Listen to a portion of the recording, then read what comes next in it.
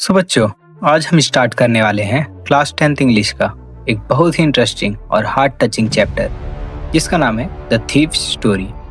ये story surface पर simple लगती है, लेकिन एक्चुअली ये एक डीप साइकोलॉजिकल जर्नी है, एक चोर के माइंड और उसके मॉरल चेंज की कहानी। इस चैप्टर में हम देखते हैं कि कैसे ट्रस्ट और काइंडनेस जैसे सिंपल ह्यूमन वैल्यूज किसी भी इंसान की लाइफ कंप्लीटली ट्रांसफॉर्म कर सकते हैं। स्टोरी का नरेटर खुद एक चोर है जो अपनी कहानी फर्स्ट पर्सन में बताता है, यानी आई का यूज करता है। स्टोरी की बिगिनिंग में नरेटर बताता है कि जब वो सिर्फ 15 साल का था तभी से वो एक एक्सपीरियंस थीफ बन चुका था, मतलब कि चोर बन चुका था। उसका नाम भी फिक्स नहीं था, वो हर महीने अपना नाम चेंज करता था ताकि पुलिस और पुराने एम्प्लॉयज से बच सके। इससे हमें पता चलता है कि वो काफी स्मार्ट और सर्वाइवल बेस्ड लाइफ जी रहा था। उसका रियल गोल होता था किसी सिंपल सा आदमी का ट्रस्ट जीतना और फिर उसका पैसा या सामान चुरा लेना। एक दिन नरेटर की मुलाकात होती है अनिल से, जो लगभग 25 साल का टॉल, लीन और सिंपल नेचर का आदमी है। नरेटर तुरंत समझ जाता है कि ये इंसान उसके लिए परफेक्ट टारगेट हो सकता है, क्योंकि अनिल का पर्सनैलिटी इनोसेंट और ट्रस्टिंग लगता है। नरेटर अनिल से फ्रेंडशिप करने के लिए उसकी थोड़ी फ्लैटरी करता है, यानी झूठी तारीफ करता है। चोर होने के बावजूद नरेटर साइकोलॉजिकली इंटेलिजेंट है, वो जानता है लोगों को कैसे इम्प्रेस करना है। जब अनिल उसका नाम पूछता है, नरेटर झूठ बोलकर हरी सिंह बताता है। यह डिटेल इंपॉर्टेंट है क्योंकि ये नरेटर की डिसऑनेस्ट आइडेंटिटी को हाईलाइट करती है। वो सच में किसी से कनेक्टेड नहीं है, उसकी लाइफ फेक नाम और फेक रिलेशनशिप्स पर बेस है। फिर नरेटर डायरेक्टली अनिल से काम मांग लेता है। अनिल पहले बोलता है कि वो सैलरी नहीं दे सकता, लेकिन नरेटर के लिए पैसे से ज्यादा इम्पोर्टेंट होता है किसी घर में रहना और चांस मिलते ही चोरी करना। इसलिए वो कंडीशन एक्सेप्ट कर लेता है कि अगर वो कुक करेगा तो अनिल उसको खाना और रहने की जगह देगा। यहाँ एक इंटरेस्टिंग ट्विस्ट है, नरेटर कुकिंग नहीं जानता, फिर भी वो झूठ बोल देता है। ये उसकी हैबिचुअल लाइंग नेचर को दिखाता है। जब वो पहली बार खाना बनाता है, खाना बिल्कुल खराब बन जाता है, लेकिन अनिल उससे गुस्सा नहीं होता, बल्कि कामली उसे सिखाता है। ये मोमेंट स्टोरी का पहला मोरल टर्निंग पॉइंट है। नरेटर के लिए ये अनयूजुअल एक्सपीरियंस है, क्योंकि उसने लाइफ में लोगों को सिर्फ एक्सप्लॉइट किया था, काइंडनेस नहीं देखी थी। धीरे धीरे नरेटर अनिल के साथ कंफर्टेबल हो जाता है। वो ऑब्जर्व करता है कि अनिल भी रिच नहीं है, वो कभी कभी पैसा कमाता है, कभी नहीं। फिर भी वो नरेटर को ट्रस्ट करता है और उसको पढ़ाना लिखाना सिखाने लगता है। ये बहुत इंपॉर्टेंट डेवलपमेंट है, क्योंकि नरेटर के लिए एजुकेशन एक नया वर्ल्ड ओपन करती है।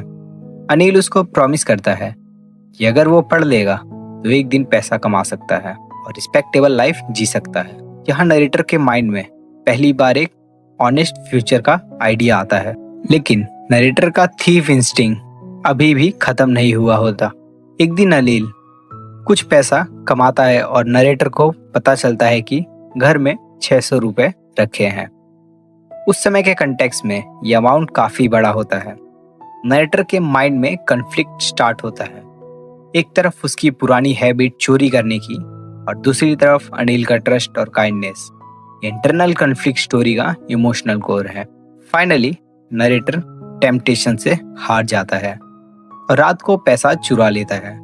ये एक्शन एक्सपेक्टेड लगता है, क्योंकि उसका बैकग्राउंड ही थीफ का है, लेकिन चोरी के बाद ही उसको गिल्ट फील होना स्टार्ट होता है। वो सोचता है कि अनिल का ट्रस्ट तोड़ दिया और अगर वो पैसा लेकर भाग गया तो शायद उसको फ्यूचर में पढ़ने और बेटर लाइफ का चांस कभी नहीं मिलेगा।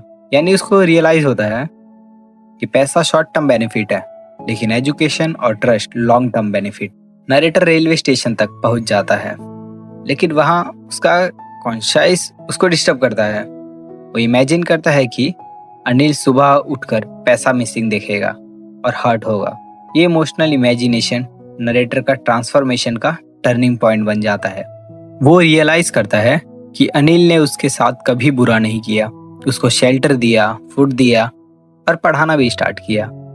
ये सब याद करके नरेटर को रिग्रेट होता है फाइनली नरेटर डिसीजन लेता है कि वो पैसा वापस करेगा और रात को चुपके से अनिल के घर लौटकर पैसा वापस रख देता है।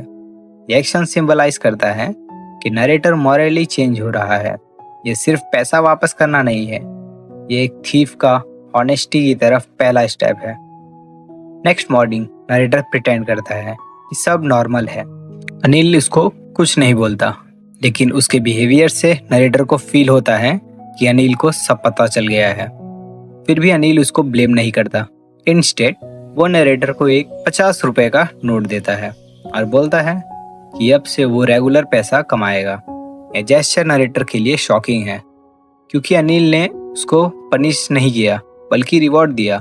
इस एंडिंग का डीपेस्ट मीनिंग यह है कि अनिल नरेटर पर ट्रस्ट कंटिन्यू करता है और यही अनकंडीशनल ट्रस्ट नरेटर के ट्रांसफॉर्मेशन को कंप्लीट करता है। नरेटर रियलाइज करता है अब वो सिर्फ थीफ नहीं रहा, उसके पास एक ऑनेस्ट फ्यूचर का चांस है। स्टोरी का मैसेज क्लियर है, काइंडनेस और ट्रस्ट किसी भी इंसान को चेंज कर सकता है। So overall the thief story एक सिंपल प्लॉट के थ्रू एक डीप साइकोलॉजिकल जर्नी दिखाती है। एक चोर का क्रिमिनल माइंड से मोरल अवॉकनिंग तक का सफर। नरेटर का कैरेक्टर स्टैटिक नहीं है, वो ग्रेजुअली चेंज होता है और अनिल का कैरेक्टर मॉरल गुडनेस का सिंबल है। स्टोरी ये भी सिखाती है कि एजुकेशन और ट्रस्ट किसी भी इंसान को क्राइम से दूर ले जा सकते हैं। अगर एग्जाम पॉइंट ऑफ व्यू से देखें तो स्टोरी का सेंट्रल थीम है trust and kindness can transform a person. Narrator का इंटरनल कॉन्फ्लिक्ट और उसका फाइनल डिसीजन ही स्टोरी का क्लाइमैक्स और रिजोल्यूशन है। तो स्टूडेंट्स लाइक और सब्सक्राइब जरूर कर दीजिएगा।